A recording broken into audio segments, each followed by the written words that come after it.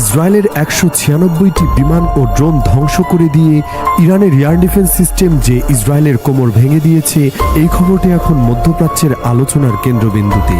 এই দাবিটি বিশ্বজুড়ে এমন এক আলোচনার জন্ম দিয়েছে যা সামরিক বিশেষজ্ঞদেরও হতবাক করেছে। কিন্তু একই সাথে ঘটে যাওয়া আরও দুটি ঘটনা এই পরিস্থিতিকে আরও জটিল করে তুলেছে।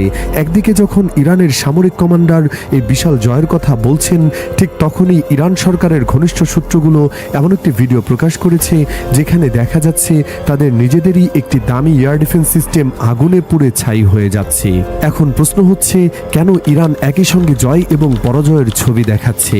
এমন এক পরিস্থিতিতে যখন দুই দেশের খবর পুরো বিশ্বকে হতবাক করছে, তখনই আসলে সামনে এসেছে ইরানের সর্বোচ্চ নেতা আয়াতুল্লাহ খামেনি যুদ্ধের হুঁশিয়ারি দিচ্ছে। আর তার দেওয়া যুদ্ধের হুঁশিয়ারি বা কি ইঙ্গিত দিচ্ছে? আজকের এই বিশেষ প্রতিবেদনে আমরা এই তিনটি বড় ঘটনাকে এক সুতোয় বেঁধে সেই জটিল সমীকরণটি খুব সহজভাবে বোঝার চেষ্টা করব। ঘটনার শুরুটা হয় তেহরান থেকে আসা এক বিস্ফোরক দাবির মধ্য দিয়ে। ইরানের এয়ার ডিফেন্স ফোর্সের operationals deputy commander brigadier general Reza Khaje বিশ্বকে চমকে দেওয়ার মতো এক তথ্য সামনে আনেন। তিনি দাবি করেন যে জুন মাসে গোপনে ঘটে যাওয়া মাত্র 12 দিনের এক তীব্র সংঘাতে ইরানের আকাশ প্রতিরক্ষা ব্যবস্থা এক অবিশ্বাস্য ইতিহাস গড়েছে। ইসরায়েলের গর্ব হিসেবে পরিচিত ১৯৬টি ড্রোন ও যুদ্ধবিমান ইরানের আকাশেই ধ্বংস হয়ে গেছে। জেনারেল খাজের এই দাবি যদি সত্যি হয়, তবে এটি হবে আধুনিক যুদ্ধের ইতিহাসে ইসরায়েলের জন্য সবচেয়ে বড় ধাক্কা। তবে জেনারেল খাজের বয়ানে আরও ভয়াবহ একটি বিষয় উঠে এসেছে। তিনি স্পষ্ট করেছেন যে এই লড়াইটি শুধু ইসরায়েলের বিরুদ্ধে ছিল না, ইরানকে মোকাবেলা করতে ইসরায়েলের পক্ষে মাঠে নেমেছিল ৩৩টি দেশ। ন্যাটোর সর্বাধুনিক প্রযুক্তি আর পশ্চিমাদের সম্মিলিত শক্তি ইরানের ওপর ঝাঁপিয়ে পড়েছিল। ক্রুজ মিসাইল থেকে শুরু করে ব্যালিস্টিক মিসাইল এবং রাডারে ধরা না পড়া স্টেলথ ফাইটার জেট ব্যবহার করা হয়েছিল এই হামলায়।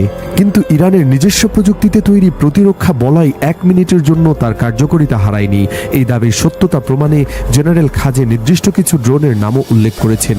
ইসরায়েলের বিমান বাহিনীর চোখ ও কান হিসেবে পরিচিত হেরন এবং হারমিস 450 এবং 900 মডেলের ড্রোনগুলো গুলি করে নামিয়েছে ইরান।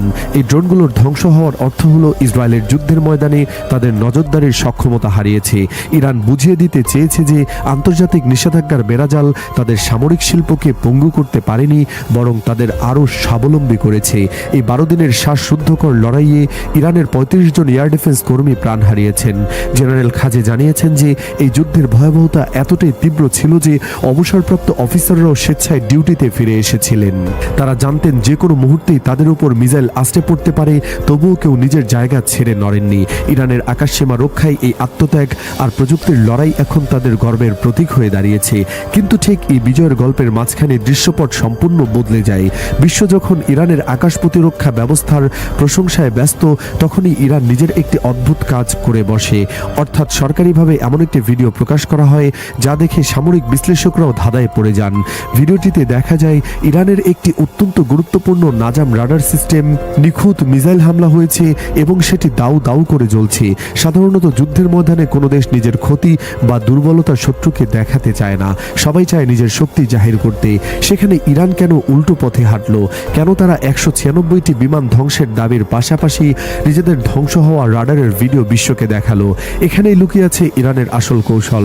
এটি নিছক কোনো লিক হওয়া ফুটেজ নয়, বরং খুব ঠান্ডা মাথায় নেওয়া একটি সিদ্ধান্ত। এর পেছনে রয়েছে গভীর এক মনস্তাত্ত্বিক খেলা যা আন্তর্জাতিক রাজনীতিতে ডিপ স্টেট পলিটিক্স নামে পরিচিত। এই অদ্ভুত আচরণের ধোঁয়াশা কাটতে না কাটতেই আসরের সামনে নামেন ইরানের সর্বোচ্চ ক্ষমতাধর ব্যক্তি আয়াতুল্লাহ আলী খামেনি। তবে এবার তিনি কোনো সাধারণ বিবৃতি দেননি, বরং তার কণ্ঠে ছিল সরাসরি যুদ্ধের হুঙ্কার। খামেনি খুব পরিষ্কার ভাষায় জানিয়ে দিয়েছেন যে সংঘাতের এই পথ থেকে ইরান সরে আসবে না। তিনি তার তুরুপের তাস হিসেবে সামনে এনেছেন বাসিস ফোর্সকে। খামেনির এই বাসিস ফোর্সের উল্লেখ কোনো সাধারণ ঘটনা নয়, এটি ইরানের সেই অদৃশ্য শক্তি যা যুদ্ধের মোড় ঘুরিয়ে দেওয়ার ক্ষমতা রাখে। তিনি বাসিসকে কেবল একটি স্বেচ্ছাসেবী সংগঠন হিসেবে নয়, বরং একটি অপ্রতিরোধ্য মতাদর্শ হিসেবে তুলে ধরেছেন। খামেনি বুঝিয়ে দিয়েছেন যে বাসিস এখন আর শুধু ইরানের সীমানায় আটকে নেই, এই প্রতিরোধের আগুন তখন ছড়িয়ে পড়েছে ইউরোপ আর আমেরিকার রাজপথ পর্যন্ত। পশ্চিমা বিশ্বকে গ্লোবাল হিটলার বা বৈশ্বিক স্বৈরাচার হিসেবে আখ্যায়িত করে খামেনি এক নতুন যুদ্ধের ডাক দিয়েছেন। তিনি বলেছেন যে বাসিজের চতুর্থ প্রজন্ম অর্থাৎ ইরানের বর্তমান যুব সমাজ এখন চূড়ান্ত লড়াইয়ের জন্য প্রস্তুত।